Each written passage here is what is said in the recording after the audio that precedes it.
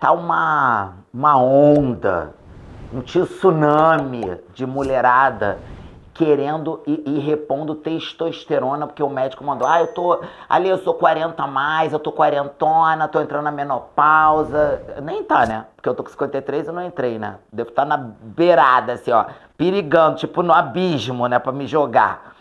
E aí a mulherada acha que precisa repor testosterona. Caraca, deixa eu falar pra vocês.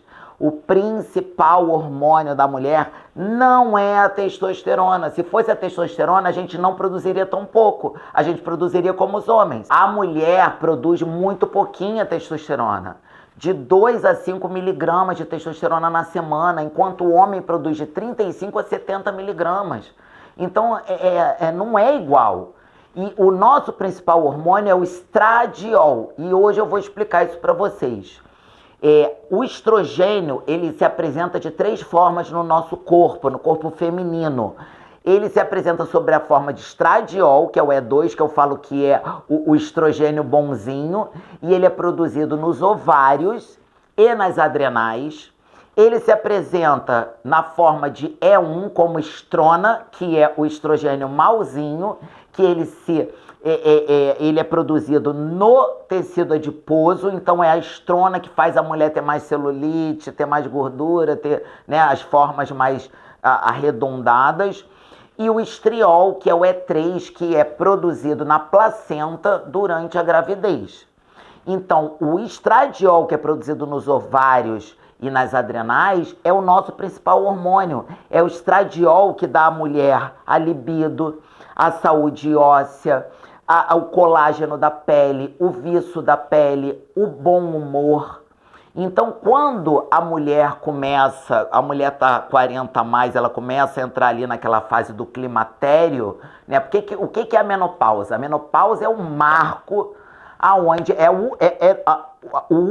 a última menstruação da mulher. Acabou, dali não vai ter mais menstruação. Então a mulher acaba a vida fértil dela ali. Então o climatério que precede isso é quando a mulher já está com essas oscilações hormonais, esses hormônios estão diminuindo até chegar na menopausa. O climatério ele dura um período, a menopausa é para sempre.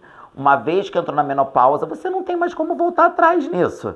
Então a gente precisa, vamos entender como é que é o eixo gonadal, né? É o eixo HPO, hipotálamo pituitária ovariano.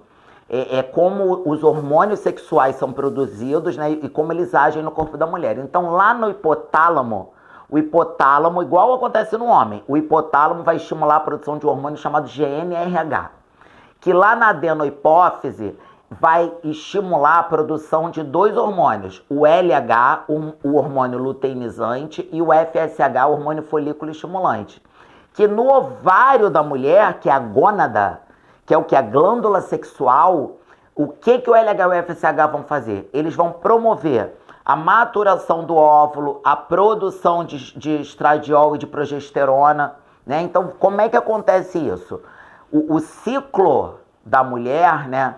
O ciclo da mulher, ele é dividido em 3 fases. A fase folicular, a fase ovariana e a fase lútea. A menstruação, ela dá início ao ciclo. O FSH começa a subir, provocando o amadurecimento, o crescimento do folículo. Lá por mais ou menos a metade do ciclo, uns 15 dias, o LH e o FSH tem um pico. Esse pico de LH faz o folículo romper e liberar o óvulo.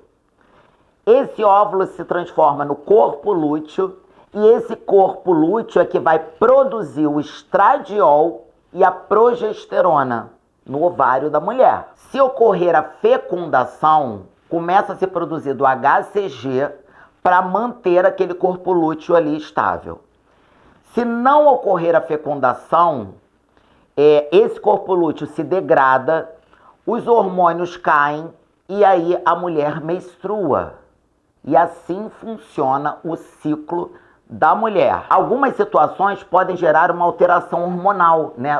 Podem atrapalhar todo esse sistema, o funcionamento desse sistema. O hipotiroidismo, algum problema hipofisário, tipo tumor na hipófise, o estilo de vida da pessoa. Então, por exemplo, tabagismo, obesidade, má alimentação, tudo isso pode causar alterações hormonais. Então, muitas vezes a mulher fala assim, ah, meus hormônios estão ruins. E aí você vê a pessoa tá acima do peso, a pessoa tem uma qualidade, não treina, a pessoa não se alimenta bem, né? Então, o hipogonadismo secundário, que é um hipogonadismo funcional, o que é o hipogonadismo? Uma gônada não está produzindo os hormônios que deveria, né? Igual no homem. Ele pode ser secundário, ele pode ser funcional, ele pode ser pelo seu estilo de vida, por exemplo. Outra coisa que pode atrapalhar essa produção hormonal, o uso de hormônios esteroides anabolizantes. Então, os esteroides anabolizantes, eles inibem o teu eixo. Então, isso tudo que eu falei que vai acontecer, não acontece. Porque o seu LH e o seu FSH, lá na hipófise, ele não vai mais ser estimulado. Porque o teu hipotálamo entende assim, o hormônio está entrando de graça, 0,800, eu não vou me esforçar para produzir. Então, você cria um hipogonadismo. Então, quer dizer, o teu ovário, ele perde a função. E você fica infértil. Então, aquilo ali, quando a pessoa para o hormônio esteroide anabolizante, aquilo pode voltar ao normal ou não. Você pode ficar infértil para sempre. É por isso que eu bato nessa tecla que hormônio esteroide anabolizante para a mulher é muito mais danoso do que para o homem. Tem muito mais coisas em risco. Uma menina de 20 anos que está hormonizando, vamos supor que o ovário dela perdeu a função ali naquele momento, ela não consegue recuperar. Será que ela com 35 anos ela não vai querer ser mãe, por exemplo?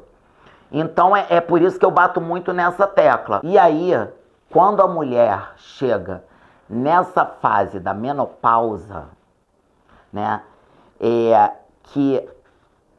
gente, vocês não têm ideia do que é a menopausa. As pessoas acham que, só parou de produzir o hormônio. O estradiol, né, ele é um hormônio que ele está ligado a várias situações da vida da mulher. Ao humor, sono. Uma das coisas, das maiores reclamações assim, das mulheres que estão entrando nessa fase são os fogachos, né, que é o calor, né, que é um calor que é mais ou menos daqui para cima, que parece que a pessoa está incendiando. O ressecamento vaginal, e não é só vaginal, é ressecamento das articulações, é ressecamento nos olhos, né? Então, ressecamento geral. Mudanças de humor e de sono. Tem mulheres que, antigamente não sabiam muito sobre menopausa, então, mulheres que foram diagnosticadas com depressão ou com problemas psiquiátricos, a mulher só estava com falta de hormônio, só tinha parado de produzir o estradiol e a progesterona. Sabe? Então, assim, é uma coisa muito séria. E a mulher, ela precisa fazer essa reposição. Porque nessa fase, o que vai acontecer? O LH, ele vai se manter alto. E aí, como o LH tá alto, por feedback negativo, né? A informação que chega lá na hipófise é que o LH tá alto. Então, que não precisa produzir o hormônio. Então, esse feedback, por feedback negativo e esse LH estando muito alto, a mulher para de produzir os hormônios. É por isso que a mulher na fase da menopausa vai dar sempre o LH e o FSH altos e os níveis de estradiol e progesterona bem baixinhos. Então, o que a mulher precisa? Ela precisa repor esse estradiol e essa progesterona.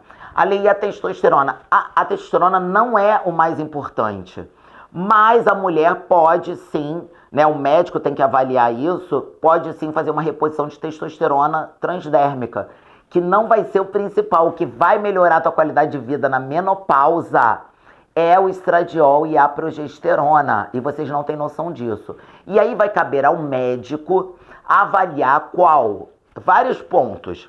Qual a melhor via para ser feita essa reposição, que pode ser oral, pode ser transdérmica, né? Em alguns casos pode ser por chip subcutâneo, mas não é chip de gestrinona não, tá? Gestrinona não é reposição hormonal, gente. É estradiol e progesterona. Então o médico vai ter que avaliar essa situação. Cada caso é um caso. E o grande desafio do médico, para mim, aí na minha opinião, é o médico conseguir chegar no ponto da menor dose, né, que vai ter menos colaterais e tudo, a menor dose com a maior eficácia. Aí você vai me perguntar, Lê, mas repor estrogênio, repor estradiol dá câncer. Eu ouvi que dá câncer. Eu não vou repor. Eu vou me fuder, mas eu não vou repor. Isso é um grande equívoco que ocorreu em 2002 com um estudo, o WHI. Foi um estudo que pegou estrogênio conjugado de equinos, ou seja, pegou xixi de égua. Xixi de égua, um estudo super mal conduzido. E desse xixi de égua, eles fizeram os comprimidos liofilizados, né, de estrogênio equino e deram para as mulheres. E aí, disso aí, eles chegaram à conclusão que aumentava o câncer de mama. Gente, não viaja na maionese, né? De lá pra cá, isso aí já foi, ó, terra abaixo, velho. E os médicos que ainda estão lá em 2002 são os que têm esse tipo de discurso. Então, se o teu médico tem esse tipo de discurso, troca de médico. Que ele é um idiota. Troca de médico. Olha, existem casos de mulheres que na menopausa desenvolvem várias doenças psiquiátricas e até manias, toque. Então, gente, vocês precisam fazer essa reposição. Outra coisa que eu vou falar pra vocês, o estradiol, a gente para de produzir ele, a progesterona, porque os ovários, né, o estradiol é produzido no ovário e lá na adrenal. A estrona, que é aquela bosta que a gente tem, que é produzida no tecido adiposo, ela além de continuar, ela aumenta. É por isso que a gente engorda. Por quê? A falta do estradiol pode gerar uma resistência insulínica. A resistência insulínica aumenta o que? O acúmulo de gordura na região abdominal. E ali vai mais estrona ser produzida. Ou seja, você continua com estrogênio, só que estrogênio de merda. O estrogênio bom tu para de produzir. Então, mulherada, vocês precisam repor estradiol e progesterona e talvez a testosterona transdérmica. Então é isso. Eu espero ter ajudado. Então olha aqui, gostou do conteúdo? Se inscreve no canal, ativa a notificação, dá uma porrada nesse sininho, comenta e me fala aí o que você quer saber na próxima vez. Foi.